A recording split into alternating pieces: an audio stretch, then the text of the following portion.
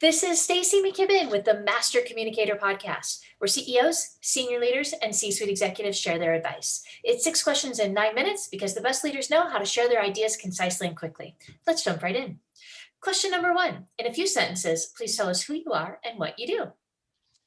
I am Kevin Sternagle with SBIS Financial Consultants. We design, implement, and manage executive benefit plans, primarily focusing on key talent retention and incentive plans and deferred compensation plans. That's amazing. So I'm sure over this time period, you've seen a lot with kind of the COVID and the pandemic and seeing how companies have been evolving and changing and trying to retain those quality employees, huh? Very much. Right now, with people having more time on their hands, they're seeing if the grass is greener and polishing the resumes, and it's very important for employers to keep their key talent on board. Absolutely. So now's the time for this discussion. I'm excited to have you here today. So it sounds like you're really passionate about securing key talent so that the business doesn't get derailed, right? I mean, that's imagine that's got to be a key element of that strategic plan. So if someone leaves a job early, what does that mean financially and logistically to the business that's trying to exit? So we align ourselves closely with exit planners and consultants. And when a business is on track for some sort of exit plan and they lose key talent, it potentially can derail that plan, and at least it will affect the time frame. And it's not a one-to-one time function in terms of, we know that there's a cost function, a time function of replacing key talent, training them up, getting them back to where the company was. We have to basically make up that lost time and the lost revenues also. So it's not a direct one-to-one time function of recouping that lost time and lost revenue. We know that exits are based on the valuation of the business at a liquidity event, and moving that needle back to where it was before the talent was lost is important. Well, and I can imagine, I mean, we all talk now about how losing key employees is just so expensive in terms of the time, energy, and money to get them back. I can only imagine that if you actually have a plan to exit, that they take all that intellectual property with them as well. And that's just another value element that's no longer there for the business. Yes, I mean, again, this plays an important role for highly specialized, highly trained employees, such as engineers, architects, doctors, things of this nature, that it is, the labor pool is not as large for those types of individuals. Yeah, that makes a lot of sense. So I'm curious then, what strategies do you recommend to retain key talent? So typically there's two types of retention plans in the marketplace. It's sometimes called golden handcuff plans. Mm. They can either be funded through equity or through cash. And the equity funded plans are typically either through real or phantom equity. And the cash is what it sounds like, is a cash bonus structure in a restricted type investment vehicle. Both have pros and cons. The pros of the cash funded are there's no dilution of ownership at a liquidity event, but there is operating capital required to fund the plan. The pros of an equity funded plan is there is no operating capital through the life of the plan, through the funding portion of the plan, but there is a dilution of ownership at the liquidity event. So both have pros, both have cons. Are there any other strategies that we should be keeping in mind, or are those the two main ones? Those are the two main ones. We can oftentimes tie in qualified profit sharing plans. Those are the two main functions of a true golden handcuff plan. So then how do you know which one's right for you? I mean, as you think about it from a business owner perspective, how would I choose? It's really case by case scenario. Oftentimes it is the resources the company has to offer. If they can even afford to allocate operating capital to a plan of this nature. It's a time frame, how much time they have before the exit. These plans should align with the desired type of exit and the time frame for exit of the owner, or they're really not serving their purpose. The equity funded plans can be on a short time frame, while the cash funded plans typically are a longer time frame. There's also an equity funded plan has to be attached to a company that is marketable and ultimately sellable.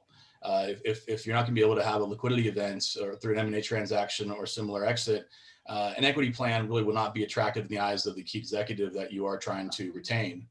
And they have to buy into it. They have to believe the company's marketable and sellable. Exactly.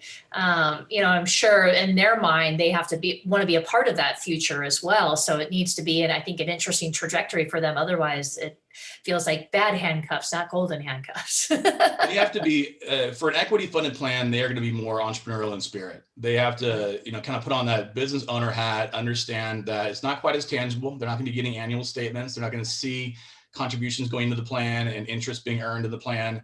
It is truly beneficial in the growth of their future interest in the company. So they are typically more entrepreneurial in spirit. That would make a lot of sense to me. I'm curious, actually, are you able to do both? Can you have both the cash funded and the equity funded plans? You can do both. These are non-qualified plans versus qualified plans are referring to 401k, profit sharing plans, your household name plans. These are what's called non-qualified, so they do not have a risk of governance. We won't go into a finance course at this point in time, but technically you can have both. I will say it does complicate things. We don't see that too often. Usually the owner decides what is a best fit for the size of their business, his or her exit objectives. But we have seen times that an owner will offer both to a key employee and let them choose. In that case, there is a chance that there's more than one key employee that one may choose equity, one may choose a cash funded plan. And all that really does is it doubles the management time spent really on our team, more so that, the employer, to understand who's involved with what plan. They are all standalone plans for each executive involved.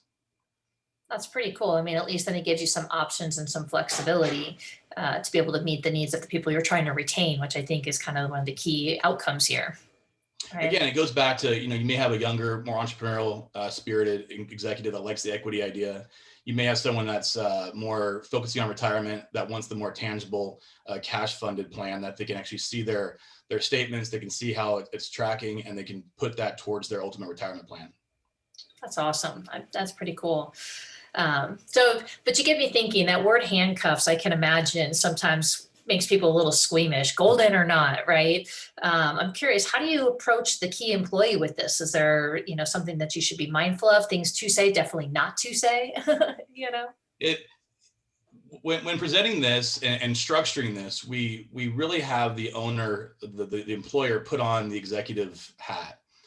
It really has to be perceived as a true benefit for the executive. This is a retention plan. The goal is to protect the owner from losing key talent before an exit. But it has to be identified as a benefit for the executive. And if they don't find it, frankly, painful to walk away from, it's really not a benefit. And so, yeah, the term handcuff can be scary. It can intimidate the employee, saying, well, what are you doing? I'm not signing any kind of contract. They understand that they can walk away from this benefit.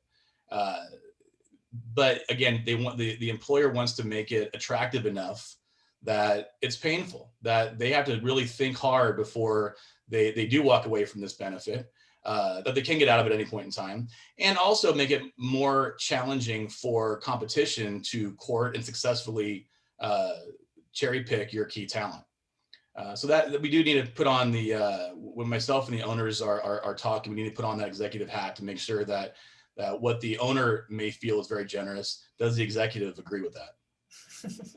Details, schmetails, Kevin. Right. I mean, everybody's got to be in agreement. Right. That makes a lot of sense. Well, I appreciate you taking the time out today to kind of share some of these insights with us. I'm curious, if somebody wanted to reach out and find out more or introduce themselves, how might they find you? So my website is SBISFinancial.com.